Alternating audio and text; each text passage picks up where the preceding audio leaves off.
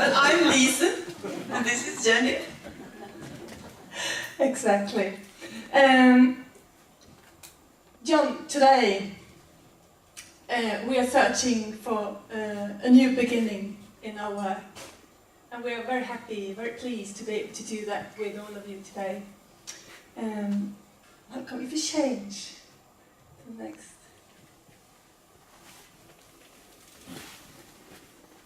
Witness, dialogic thinking, is a form of reflective interaction that involves coming into living contact with another's living being, with their utterances, their bodily expressions, their words, their works. Thanks, Gail, for bringing this day to life, making it possible. And thanks, John, for showing us how it's possible to think, act and write. In short, how to engage with the people we meet. John, your work has deeply influenced us. And importantly, it has many times helped us to find a way forward when we have felt lost and we didn't know how to move on or what to do next. And today, Lisa and I, we will particularly focus on the work the two of us are doing together with farm owners on Gotland, where we live, which is an island east of mainland Sweden. And these farm owners, we work with them when they're facing succession, which means that the family is to turn down ownership of their farm to the next generation. And succession is oftentimes a very tough situation for those involved, because much of what's most important for them in life, such as the inheritance, family relations, their identity, their work, that's all of a sudden up in the air. And also because this is something that they tend to not want to talk about because it's such a sensitive issue. And we have found the witness approach to be a generative. It's been generative for us, enabled us to work with families in those kinds of situations. And since your work, John, has helped us in this, what we would like to do today is to take this opportunity to dwell on our current concerns, a genuine worry that we have, a sore spots maybe, which have kind of paralyzed us for how to move on and how to continue this work. Because for a number of years in our work with those families, we have developed ways of working, and we think it works, based on this, how we think we've translated a witness approach. And in talking to the families, it seemed to have made sense. And since, they have developed their family relations, they have found a way forward. But at the same time, we have noticed that it's almost always the sons that takes over. So this old practice of handing over the farm from father to son is very much alive still. And taken into consideration, if you change that 90% of the land in Sweden is owned by men, we feel very much at unease. You might add, not only in Sweden. No. We tend to look upon ourselves as being in the forefront in terms of equal possibilities. No, this is not only in Sweden. And what we also know is that the primary way to become a landowner is through inheritance.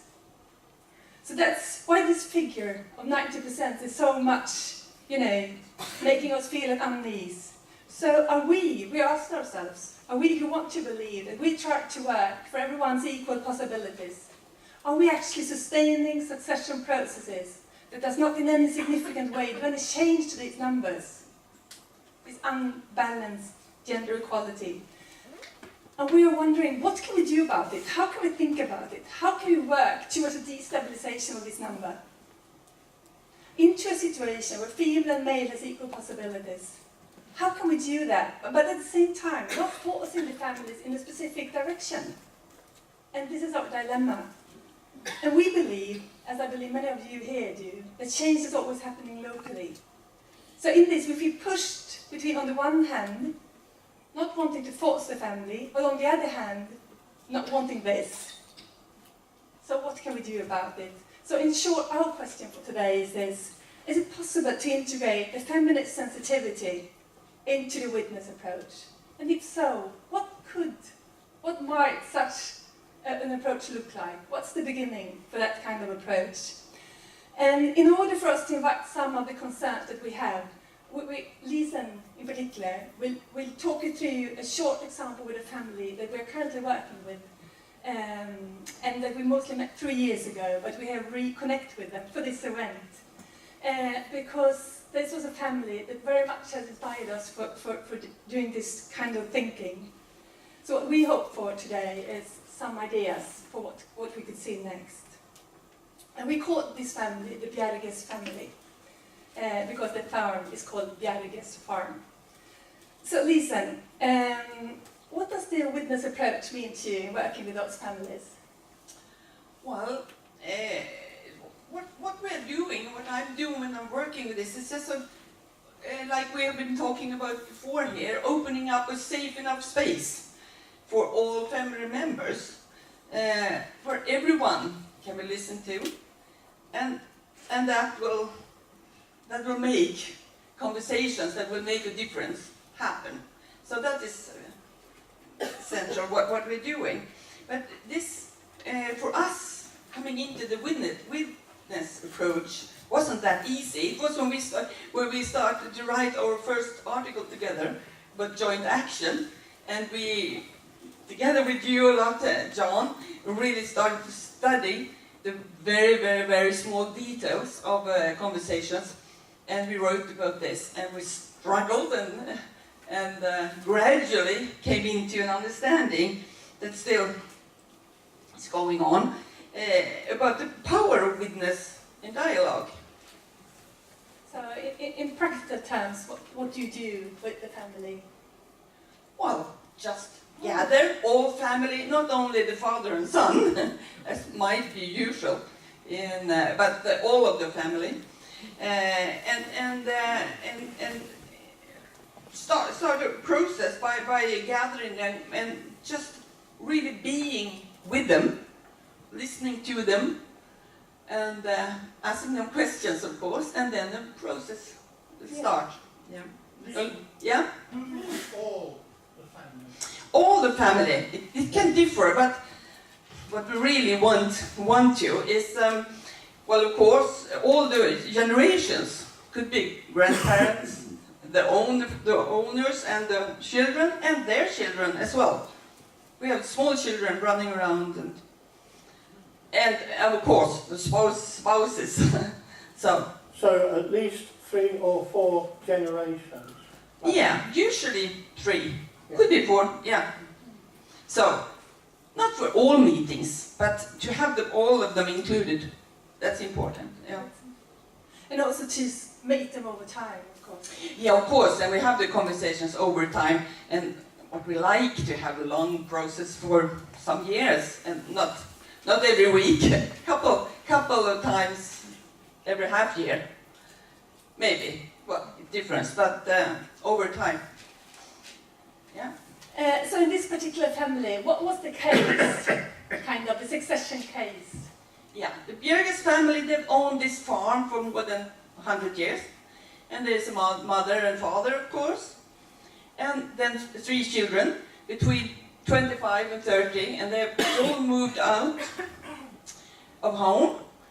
And there is, the youngest son, around 25, he is studying on the mainland to become a teacher, and he doesn't want to take over the farm. And then we have the daughter in the middle, she's 28, I think, Hanna, and the oldest son, Henrik, 30 years.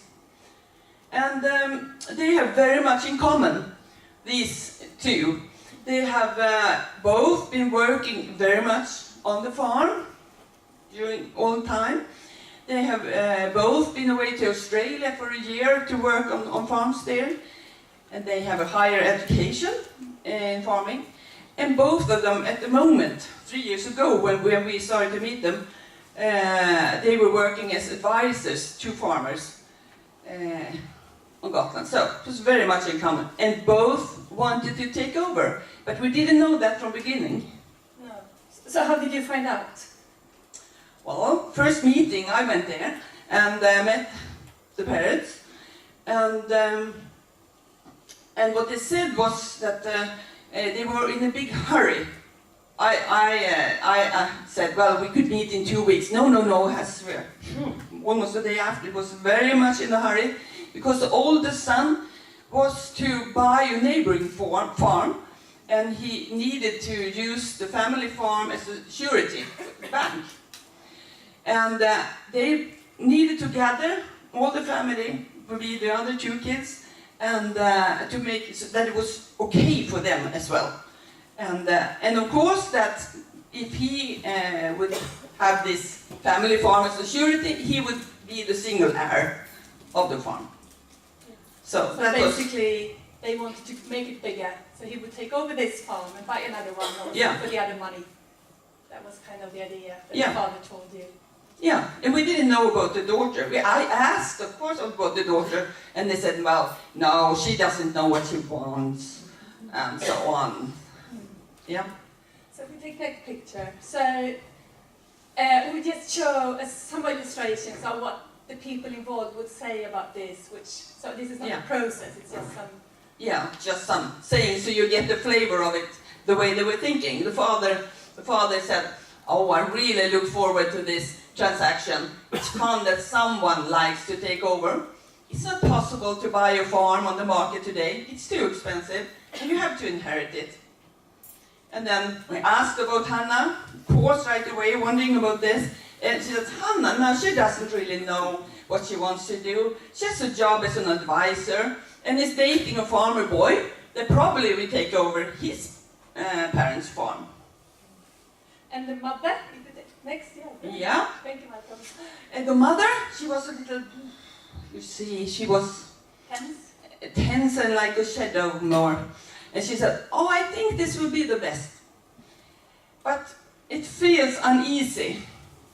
I want to make it fair. I want them to have good relations, the children and their partners, so there won't be any conflicts in the future. It feels a little unfair, Johanna. They have the same education, but you have to be able to live from the farm. They cannot own it together. And then the kids. So what did they say? Yeah, he's the oldest son. Yeah, take over. The one that was to take over. Well, it will be exciting to run the company. I look forward to it now. It feels good. I think it will be good for all parties. I'm just worried for my sister. Worried that she will be sad and feel let down. I don't want to hurt anybody. But this is what I want. I cannot wait. But at the same time, I'm scared of Hannah. Well, he was really scared of that. That's why they were contacting us, of course. He was scared that she would stop the whole plan. And this planning had been going on for 8 years. Without Hannah knowing about this. That's what we found out. That's what we found out, yeah. So what did the middle son say? The youngest son, down there, he said, well, this is hardest on our parents. My sister can be a little difficult, a little childish. Like this summer, she said to Mom and Dad, you have already decided how it will be, and I won't get anything. Well, that was stupid of her. In this way, she makes it even harder for our parents. Dad said that it wasn't decided, and Mom said, oh, this makes my stomach hurt. But then after talking about this for a while, he said, he realized how totally stupid it was, and then said, well, if it had been me, I would then be even more angry than she is. And of course, he was also reflecting. I asked them if it would be the opposite, if she had been the oldest, would she have been the one? He said, yes, I guess. He said, but he could, of course, had the logic in his body. So he said, well, I think then they would have waited for Henrik to be, old enough. So they wouldn't have been exactly the same. Yeah. And finally, Hanna. Anna, the daughter, yeah. When I was on the mainland studying, of course she is 2 years after her brother, so they were taking the same education, but she's 2 years after. And when she was away in the mainland studying, I got the feeling that they were discussing that he should take over. I'm disappointed that they made the decision when I was attending the same education. I don't know why your father didn't ask me. I have shown my interest, argued against father, but now I find out that everything was planned for my brother to take over. It feels unfair, but this is the way it is. Now we have to make it as good as possible. And then talking about her future, what she can do, with a lot of elaborations on this. And then she said, well, I don't want to live from someone else's farm, because then you can never make your own decisions. If my boyfriend wants to take over, it could be a solution to move in with him. But if we break up, then I lose both home and job, and then I have nothing. Well, that's the way it looks for the daughters. So what happened was that we met them 3 years ago, and we came in too late, we think. It was all decided. It was, yeah. Yes, and what they wanted to do actually became kind of a solution. The son was to take over, and she has to live with it. But even so, Lisa thinks this is a successful case. Yeah. Why do you think so, Lisa? Well, this is something we have really been discussing a lot. And this was my... well, I'm a psychologist, and to be psychologically, I think this process was really very good for Hannah. It was the first time everything was spelled out, and at the same time she was really hooked. They like had a spell on her. They say that she doesn't know what she wants. She's so unstable. She gets angry. She's, you know, and she was really into that, and she was really hooked in this. And she said after this we had these conversations. She said, well, she could let go. She could move out, and she could engage in other things. And it was like this. Putting all this on her was like an alibi for not letting her take over, because that made it rational. The oldest son was so much determined and everything. So even though they had these arguments for her not letting her take over, they all felt unease. They were decent enough, so they otherwise it would just could have gone ahead, but they wanted us to meet and talk about them, and we did for half a year. But even like we met her now a couple of weeks ago. This is 3 years later, and she has moved into the boyfriend's farm and so on. And she told she never forgets this, and she really felt let down, even though she's happy for him. It goes well, like that. Yes, and talking about the charming surrounding, the context, and I think Lisen is too much into this context, where this is kind of, she should be happy. And for me, it's a lost case, really. It's a lost case. We still didn't make any change for these 90%. Yeah. But I can see your point, and I know there was something happening in the family, and I also think Hannah moved on. Yeah. But also said, here we go back again. How can we actually create change locally and also in the charming surroundings? How can we do it? And we would like to just close off, because you have a wonderful invitation for that, I think, John. So if you take next. You wrote, John, in Conversational Analysis, or Conversational Realities Revisited, that book you wrote. Instead of seeking to solve problems of knowledge, our task became a much more practical one, on continually struggling to create uniquely new pathways within those regions that are on the very edge, on the horizon, of our living out our lives together. For it's on the edge, on the horizon, that we must break new ground, for we cannot rely here on already established conventions or rules. So our question then is, what does this you, Graham, what does it look like? Thank you. Yeah.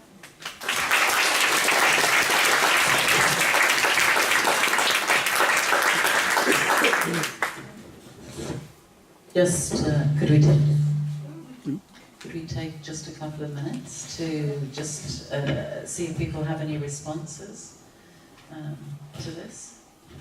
John, you might have a response, but I guess other people in the room might have a response. I think it's a really brilliant question to stay with, because I think one of the dangers of the dialogical is that we stay within this 3-foot space between us and the next person, and we imagine their family context, which is present in the room, and we stay focused on small systems. So I love the 90% that must be present with us, and understand that our dialogical conversations are always political acts, and that we're acting into and out of political contexts.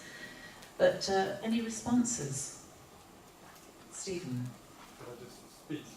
Why don't you? No. Do you want to? Somebody's got to run around with a microphone, I guess.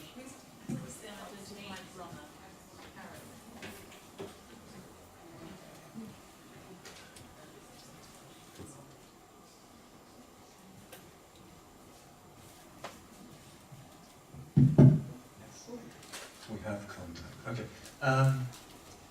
Yeah, I don't know whether this makes any difference at all, but I was sort of imagining, when you said the whole family was in the conversations, or could be at various stages, I was wondering whether that included animals and buildings and crops and farm machinery and gates and grass, and because I suppose in a way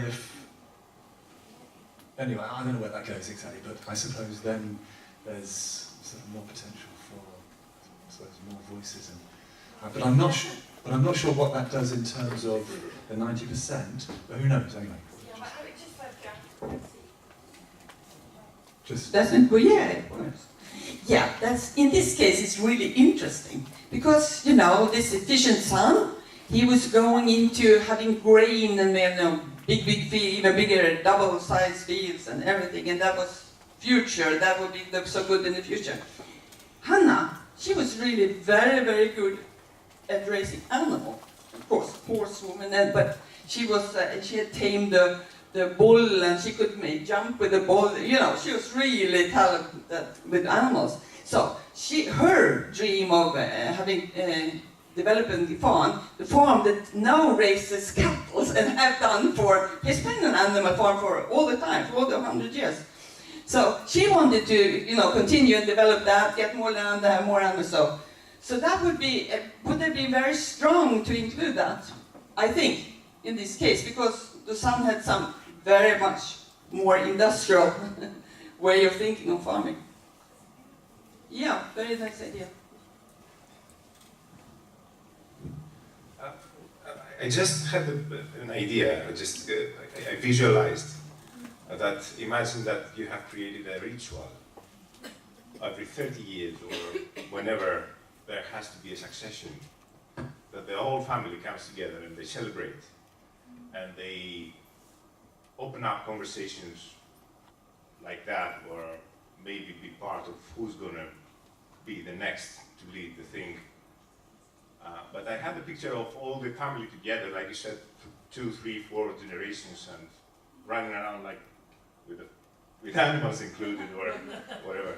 I just thought that as a ritual. Yeah, it's a maybe ritual. have sparked a process. Yeah. Which can be a succession process. Yeah, it's a very good idea, and this is how we also usually work. We gather them all, and we have this future search and really celebrating what has been and all this. Yeah. So that's what we do. But in this case, they were in a hurry, but the good thing is to have a long period of time to be able to start with this. And all the perceptions of futures are so different for every member of the family, so it's so wonderful to do that, and also to appreciate the history, of course.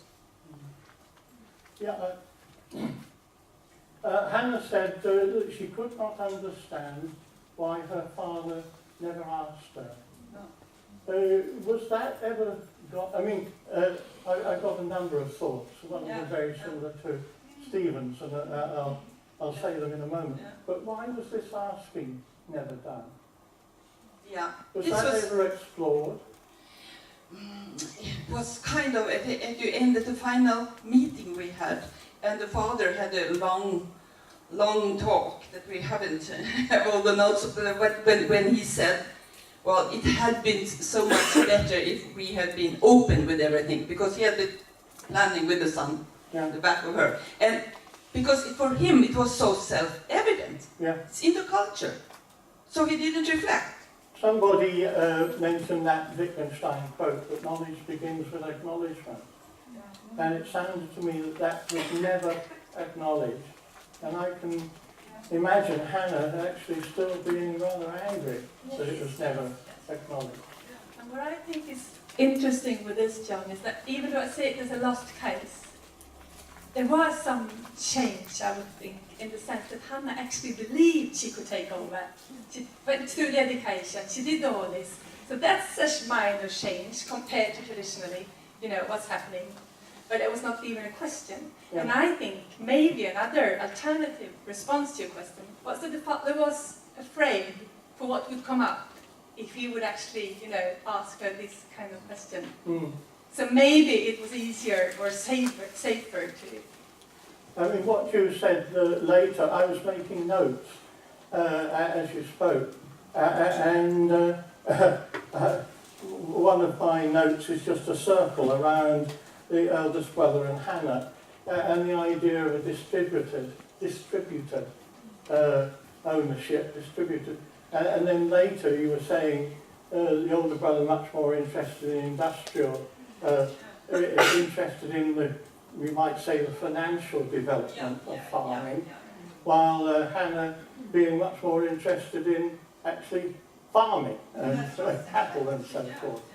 And the balance between the two might have worked out very well if they both did those kind of things in relation to each other.